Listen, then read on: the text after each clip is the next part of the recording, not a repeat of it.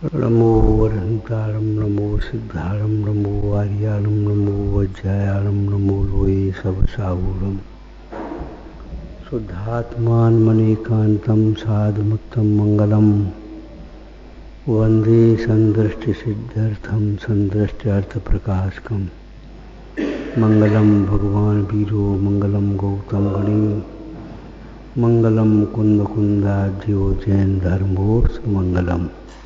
चार प्रकार के मनुष्य कहे हैं। एक तो ऐसे हैं किस्में से ऐसे, भीतर और बाहर दोनों कोमलता। उत्तम पुरुष उनको कहा गया। किस्मिस जैसे, उत्तम पुरुष किस्मिस दाख जैसे हैं, और मध्यम पुरुष नारियल जैसी। मध्यम पुरुष नारियल जैसी है। ऊपर तो कठोर दिखाई देता है, लेकिन भीतर उसके कोमल गरी और पानी। अधम पुरुष बेर जैसे, ऊपर ऊपर मीठी मीठी बातें करते, कोमल कोमल बातें करते हैं, और भीतर उनकी गुठरी है कठोर। और अधम से अधम पुरुष है सुपारी जैसे है, भीतर और बाहर दोनों ही कठोर रहा है। अक्षय तृतीया के दिन ये सोचना चाहिए हमारा स्वभाव कैसा है। कर्म सिद्धांत को समझना चाहिए। अपने किए हुए अंतरंग परिणामों का फल अपन को स्वयं भोगना होगा, दूसरा नहीं भोग पाएगा। आदिश्वर मुनिराज भी कितने लंबे अंतराय को प्राप्त हो गए।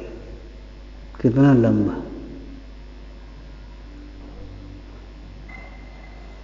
कुछ नहीं, बैलों को मूसिका लगा भूल गए थे। जो हमारी आदत पड़ जाती, हम भूल गए, हमें ध्यान नहीं रहा, हम भूल गए, हमें ध्यान नहीं रहा।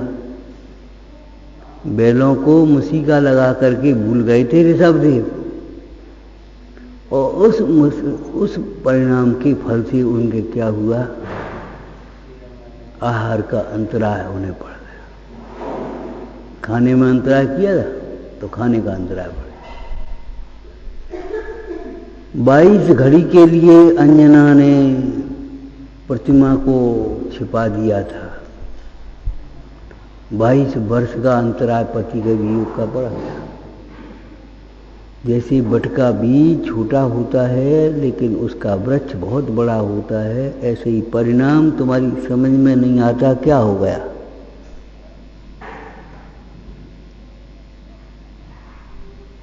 क्या हो गया इसमें? क्या हो गया, क्या नहीं हो गया, ये सोचो। जो दृष्टि तुम्हें अपनी ओर देखने के लिए है, वो दृष्टि हम दूसरे की ओर देख रहे हैं। क्या हो गया? अरे इसमें क्या हो गया? हंसी हंसी में बहुत पाप हो जाते हैं, अनुमोदना से बहुत पाप होते हैं, मन से बहुत पाप होते हैं। अगर मन के, जैसे शहद में लिखा ना, शहद की एक बूंद में इतने जीव हैं, अगर वे कबूतर जैसे हो जाएं तो ये तुम्हारा जम्बूदी भर जाए। देखा? ऐसे ही ये समझ लो, अगर मन के पाप तुम्हारे उसके आंशिक रूप से भी वचन में आ जाएं तो प्रलय मच जाए। इसलिए टोडरमल जी ने बार बार कहा, भैया अपने अभिप्राय को निर्मल करने का उपाय करो। फल तो अभिप्राय में जो वासना बसी है उसका लगेगा। उसका दृष्टांत हमने क्या दिया था, याद है? ठग अगर लड्डू भी खिला रहा है तो वो ठग ही तो है। उसका अभिप्राय लड्डू खिला करके लूटने का है। और माता ताड़ना भी कर रही है तो उसका वात्सल्य है। बोलो आत्मानुशासन में क्या लिखा है? जो गुरु मुख से भला बोले और दोष को न बताए, दोष को निंदाए, वह गुरु अपराधी है, शत्रु जैसा है। जो कर्तव्य का पाठ नहीं पढ़ाते,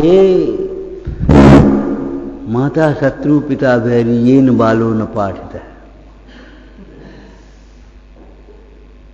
जो कर्तव्य का पाठ नहीं पढ़ाते वे माता तो शत्रु के समान है और पिता बैरी के समान है। भैया विचार करो, माता पिता शरीर और गुरु में कितना अंतर है। माता पिता तो शरीर के साथ संबंध है और गुरु का संबंध तो तुम्हारी आत्मा के साथ है। उन्हें तुम्हारी शरीर की चिंता नहीं, तुम्हें तुम्हारी आत्मा के हित की चिंता है। तुम ये मत सोचो शरीर का क्या होगा, तुम ये सोचो ये विषैला भोजन करके हम जाएंगे कहाँ। जहां मालूम पड़ जाता है रास्ता विपरीत है, हम तो मुड़ने के लिए तैयार हो जाते। अब और थोड़ी देर और चल लो, ऐसा नहीं। अब ऐसे ही अपनी भूल को सहज भाव से शीघ्र स्वीकार कर लेना चाहिए। अपनी भूल को न लंबायमान करो और न पोषण करो।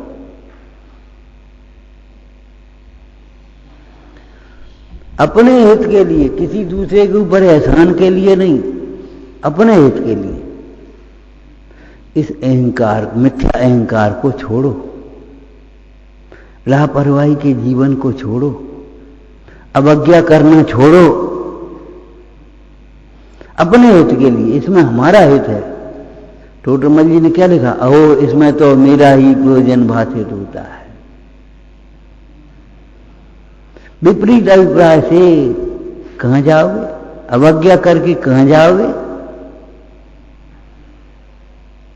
ठीक है, हमने कुछ नहीं कहा, तुमने सही कैसे समझ लिया उसे।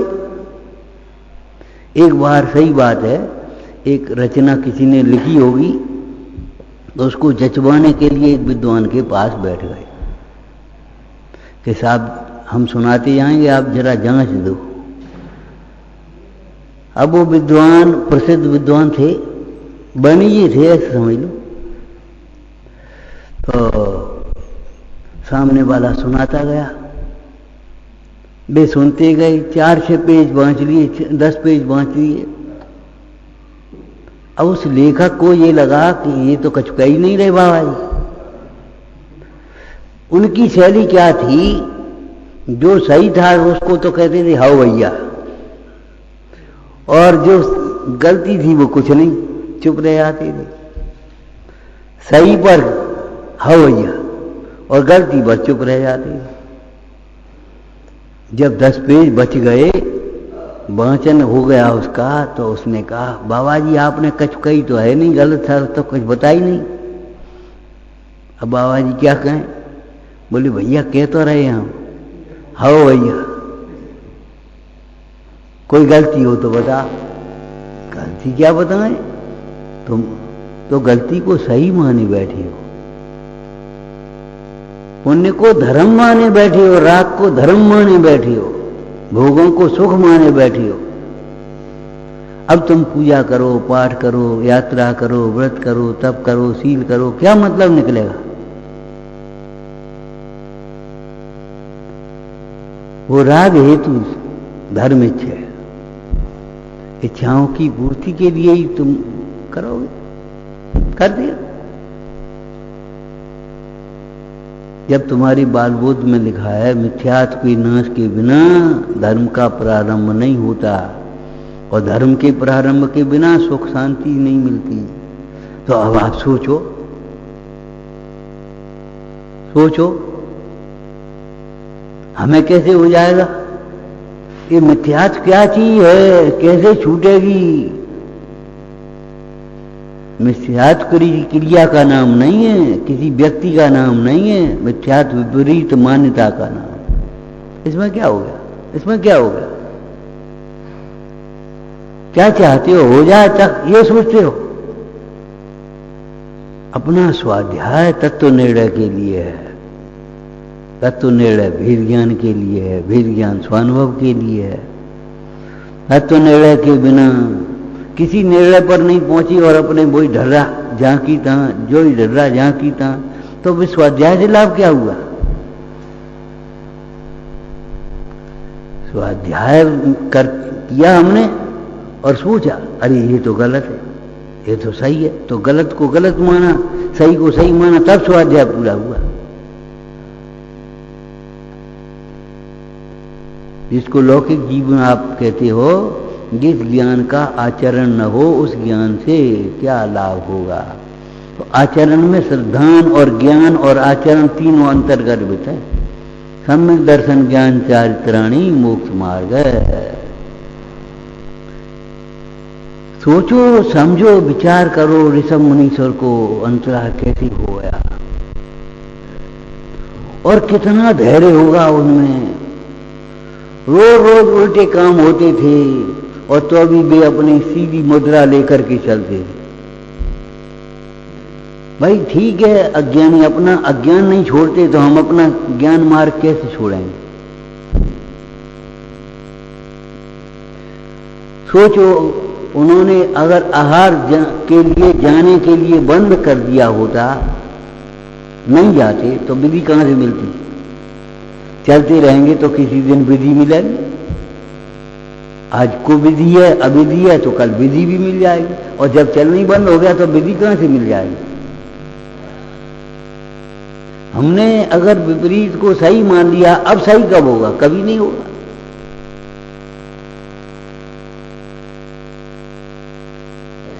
सोचना चाहिए भाई, ध्यान दो बार बार। दूसरे को हीन समझने वाला, छोटा समझने वाला बहुत छोटा होता है। बड़ा उसे कहते हैं जो दूसरे को बड़ा समझता है। भैया तुम आगे आ जाओ, हम पीछे आ जाए, कोई बात नहीं। तुम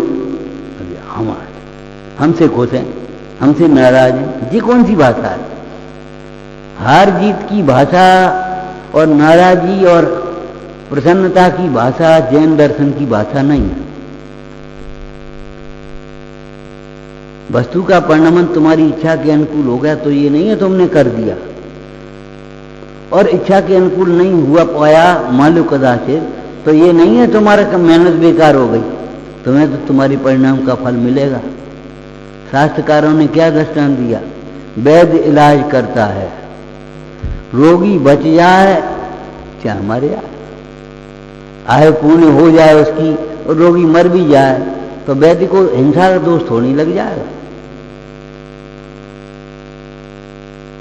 और वैद्य बच इलाज कर रहा है, रोगी बच गया तो क्या हो जाएगा भाई, उसका उदय था, उसकी व्यवस्था है। इस परिणामों की तारतम्यता को समझो समझो। मिथ्या मान्यता के त्याग के बिना धर्म का प्रारंभ नहीं होगा। अकेले बैठ जाओ, हमने उस दिन भी कहा था कि बैठ जाओ और पढ़ो। पढ़ो नहीं, देखो। समंत क्या नाम, नेमचंद सिद्धांत देव ने ये तुम्हें आदेश दिया है, मां चिट्ठे मां जंपए मां चिंतए, न तुम कोई चेष्टा करो, न कुछ बोलो और न कुछ। कुंदकुंद स्वामी ने भी यही कहा, तुम अपने मौन होकर के अपने कार्य को साधो। साधिए निज कार्य अविरल साधु रत रहे। साधु मुनिराज मौन होकर के अपने कार्य को साधते हैं। अब उल्टा कर दो, जो मौन होकर के अपना कार्य करते वे साधु होते हैं। पंडित जी ने जगह जगह लिखा, भैया दूसरों को देख करके अपने परिणाम मत बिगाड़ो, उन परिणामों का फल तुम्हें भोगना होगा। उसको क्या फर्क पड़ेगा, दूसरों को देख करके अपने परिणाम मत बिगाड़ो। तो साहब कहें नहीं, अरे कहो, लेकिन दृढ़ता से और कोमलता से कह करके छोड़ दो। कम बोलो और प्रामाणिक बोलो, ये तुम्हारी बात उचित नहीं है, बस खत्म। क्यों, अब क्यों आप सोचना, ये उसकी जिम्मेदारी की बात। ये सब मुनिराज को देख करके कुछ शिक्षा ग्रहण करना चाहिए। पहले बताएं कि बताओ क्या शिक्षा। एक तो अपने परिणामों का फल, दूसरे का दोष नहीं देखना। तीसरी, एक हमारे प्रयास में निरंतरता रहना चाहिए, निरंतर प्रयास करो। जब तक साध्य की प्राप्ति न हो जाए तब तक निरंतर प्रयास करते रहो। अमृतचंद स्वामी ने क्या कहा इस विषय में? भावेत भेद विज्ञानम विद मच्छिन्न धारया तावत, तब तक भेद ज्ञान को निरंतर भाती रहो जब तक ज्ञान में प्रतिष्ठित ना। प्रयास इलाज तब तक करते हैं जब तक निरोगता न हो जाए। ऐसे ही आप उसी प्रकार से चिंतन मनन करते रहो। अब ठीक है, अब कोई बात नहीं, अरे नहीं कोई बात नहीं, ये मत सोचो। हाँ?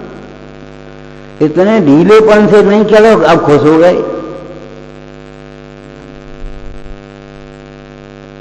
नाराजी कब हुए थे? यशोधर मुंडाज ने सैनिक को कब क्षमा किया? कि क्रोध ही नहीं किया, क्षमा कहां से की? उनको यशोधर मुंडाज के हृदय में नहीं, व्यवहार में भी उस समय भी क्षमा था जिस समय वे उपसर्ग कर रहे थे। अरे उन्होंने द्वेष का काम किया, उन्होंने राग का काम किया। उपसर्ग कब हुआ? उस दिन बताया था। उपसर्ग कब हुआ? ये चीलना के गुरु है। और वे यशोधर मुंडाज सम्यक दर्शन में निमित्त हो गए। कब? यही मेरे गुरु हैं। कितना अंतर हो गया? यही मेरे गुरु हैं। ये चीलना के गुरु हैं, हमारे गुरु नहीं। हमारे गुरु वे हैं। और चीलना ने हमारे गुरु का अपमान किया। अरे अपमान कहां किया? परीक्षा की।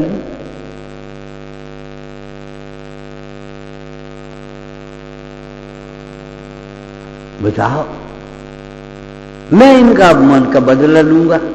अरे तू अपनी दृष्टि बदल ले, इससे ज्यादा बढ़िया बदला लेने का कोई उपाय नहीं। बदला लेने का उपाय क्या है?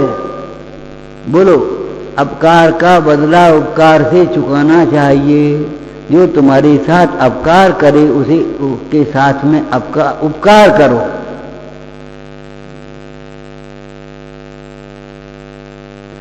ये बदलने की बात है। दृष्टि बदल करके देखो। कमठ ने उपसर्ग किया और उन्हीं पार्श्वनाथ के निमित्त से कमठ का जीव सुधर करके मोक्ष मार्ग में लग गया। कब और कैसे? जब कमठ ने ये देखा ये मेरा बैरी है तो उपसर्ग हुआ। और जब ये सोचा ये तो प्रभु है, बैरी नहीं है, बैरी तो हमारा कर्म है, तो बस वो मोक्ष मार्ग में निमित्त हो गए। अगर तुम ये सोचोगे ये हमारा बैरी है तो तुम्हारा उपसर्ग होगा। अगर तुम ये सोचोगे कि ये मोक्ष मार्ग का निमित्त, निर्जय कर्म की निर्जरा का निमित्त है, आपका उत्थान हो जाए, कल्याण हो जाए। निमित्त निमित्त है, निमित्त अकिंचित कर है, निमित्त करता नहीं होता। इस बात को आप सोचना चाहिए।